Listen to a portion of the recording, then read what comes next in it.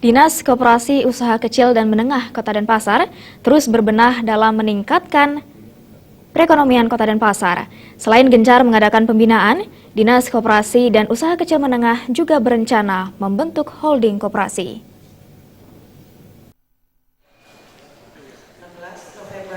Holding koperasi ini menurut Kepala Dinas Koperasi dan Usaha Kecil Menengah Kota Denpasar, Erwin Suryadarmasena, agar koperasi tidak hanya dikenal sebagai lembaga untuk simpan pinjam saja. Holding koperasi akan membuat koperasi berkumpul membentuk perusahaan induk guna menjawab berbagai tantangan seperti akses produksi, akses pemasaran, dan juga permodalan. Holding koperasi merupakan alternatif dalam memenangkan persaingan. Erwin Suryadarmasena juga menekankan, fokus group discussion yang dilakukan saat ini diharapkan bisa memberikan penjelasan kepada para pengurus koperasi yang ada di Kota Denpasar. Dengan sistem holding koperasi ini diharapkan, koperasi bisa semakin maju dan bisa mengembangkan diri melalui berbagai usaha yang dibangun bersama. Sehingga koperasi tidak hanya dikenal sebagai lembaga simpan pinjam saja, juga lembaga untuk mengembangkan usaha dan mesejahterakan anggotanya.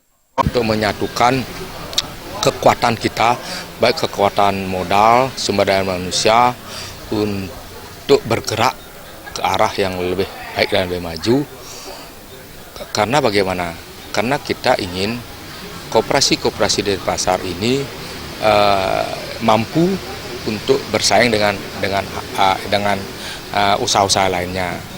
Oleh karena itu, kita coba untuk membangun persepsi yang sama, melangkah bersama dengan menyatukan kekuatan modal dan sumber daya yang namanya holding koperasi. Beliau banyak sekali sudah berkiprah di UMKM maupun dalam dunia bisnis yang Holding koperasi yang saat ini masih dalam tahap uji akademis ini diharapkan bisa dibentuk pada tahun 2017 mendatang dengan berbagai usaha yang menjadi kesepakatan bersama.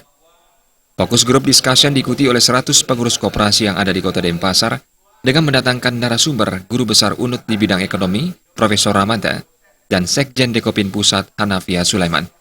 Putu Ratna, Bali TV.